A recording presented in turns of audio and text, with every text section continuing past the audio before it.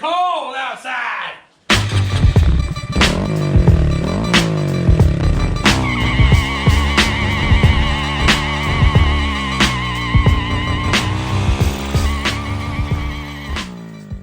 So you bought yourself a motorcycle last year. You're driving around, everything's fantastic, you're enjoying the wonderful weather, and then the winter comes and you say, oh no, not for me. I'm gonna bring my bike and put it inside and just park it because you don't know how to winterize and what you're doing. And all of a sudden the snow begins to melt and you decide you're gonna take your bike out and you're gonna go for a nice ride because it's the beginning of the riding season. La-di-da-di-da, you swing your leg over the bike. This is gonna be fantastic. I haven't rode in such a long time and...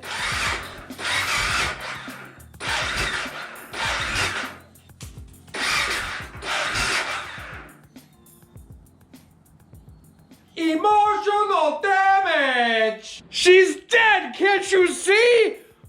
Oh, what am I gonna do? You probably didn't think, a battery tender would be such a good idea. Maybe you didn't even know what those were, but today I'm telling you that it is one of the best things you could ever buy for your motorcycle. I have one battery tender for every vehicle that I have. They come in all different sizes. You got yourself the, what you call here, the shoemaker.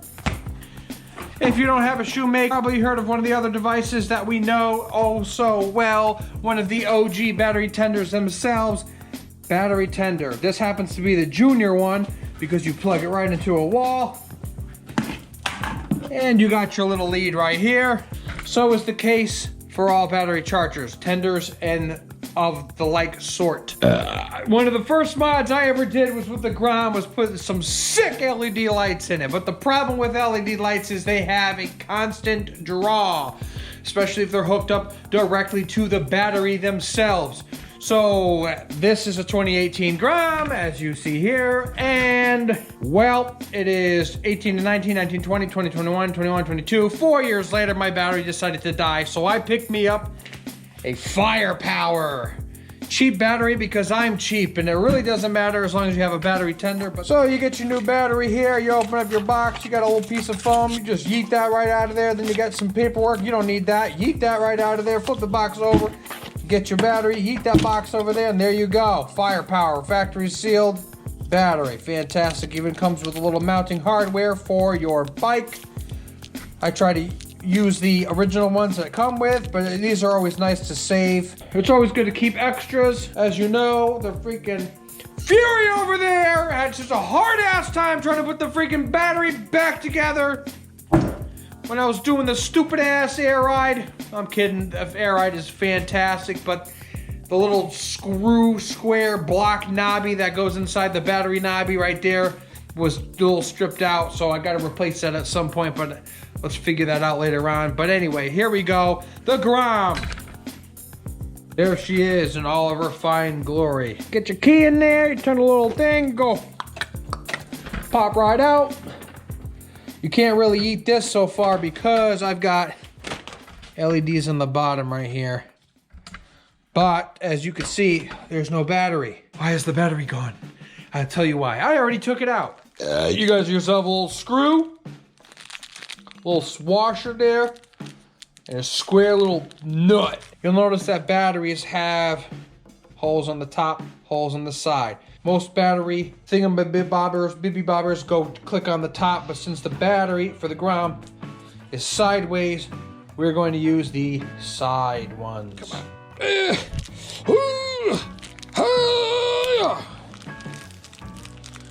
Come on! Why? There we go. Come on. Just empty the contents out. What the hell? Yeah, okay. Battery. Little squared blocks. Put one in there. Put one in there. All right, there you go. Go over to your Grom. Carefully remove. Position the seat in a way so it doesn't crash. Maybe pull the Grom out so it's easier to work on. Ooh, the fat guy getting on the ground. All right. What up, home slice? Red is for positive, black is for negative. This is a little battery strap for the Grom. It just holds the battery down there. Got my DynoJet power commander. This is the best part about the battery tenders because you have the battery tender end, the other end of the other side, but you have the two positive and negative. Best thing about this is when you screw on your battery, you bolt this down. So this little flapper dapper here, you can just whip out, plug in when you come back from a ride. So simple. You can have it hang out the side of your, Grom here. I have it where I just pop the seat up, folds it right out, plugs it right in. My brother's Yamaha right here on his Road Warrior. You can't even see it, but here it is. Boom. You plug it right in. Bam! You got yourself a charge. Stick it right back in there. You don't even notice it. It's so simple. You come back from a ride, you click that, you push it right in, and you're good. The Fury one, I have right on the opposite side. I pop the side panel out, plug that right in there, and here is the side of the Honda Shadow. I just pop the plate off, whip it out, plug it in, pop the plate back in. Where is it? Right here. Ooh, come on. It's already on. Green for good. That's my new bike. It's my old daily bike. That's the first bike I bought. But anyway. Oh, come on. Sit it right in there. Bam! I think that's all the way down, right? Yeah, it is. Okay. And I left a little screw here to remind me to plug that in. So you hook this right on there yonder. This folds down. Oh no. I lost the thing. Another great tool to have is a little magnet on a stick. Get your big meaty claws in there. Boom. Got it. Oh, it doesn't align right. Just bent the thing. Forget it, we don't need that. Not important. But what is important is this. So, plug it in. Get one square in. I need three things. That to go in smoothly. The positive. Drop another piece. Here we go with this stupid thing again. Oh, we got it. Okay, put this like so underneath that. Good. Next is the where's the magnetic thing again? I lost it. I just had it in my hands. Where the hell's the thing? No? I dropped it on the ground. In the bottom there. Got it. Got him. Okay. Let's try this again. This time I'll put the magnet on this side. And I'm gonna feed it up. And I'm gonna magnetize it onto there. Like so, work around this.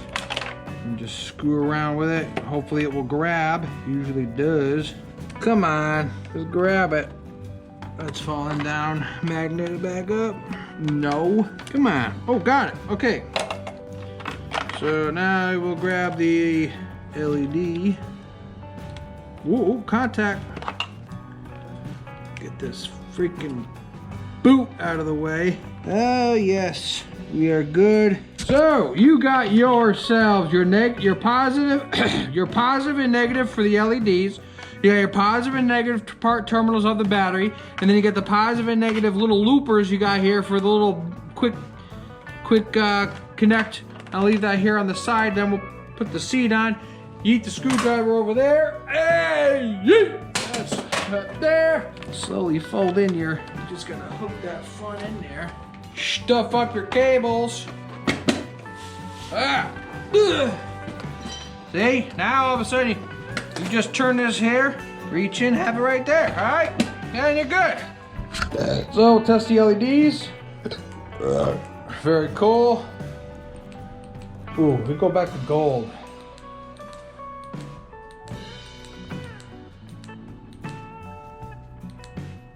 Yeah, gold. Key in the ignition.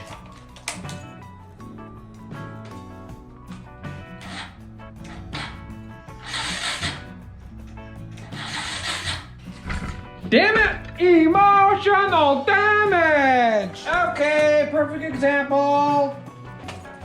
Now what the what's happening? Plug this out there. Pick up my battery tender junior. Plug it in right there. Ow. Come on, you fucker. Plug it in right there. Red light is on. Must have been an older battery in the shop, but definitely way better than this OEM one. Not better quality, better in as in it's newer. Yeah, now we wait. All right, it's been 5 minutes. I'm impatient. Let's try it.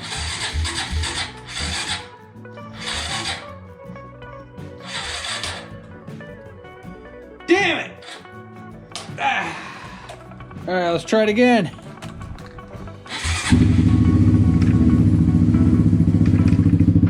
She lives!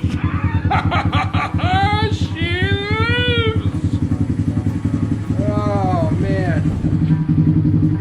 So I waited an extra, overall it's been on the charger for about 20-25 minutes. I pulled it forward. I had a feeling it was going to start. I unplugged it and started right up, as you saw. Anyway, that's it. Quick video, short, sweet, to the point. A little education about battery tenders, chargers, leads, all kinds of good stuff, all right?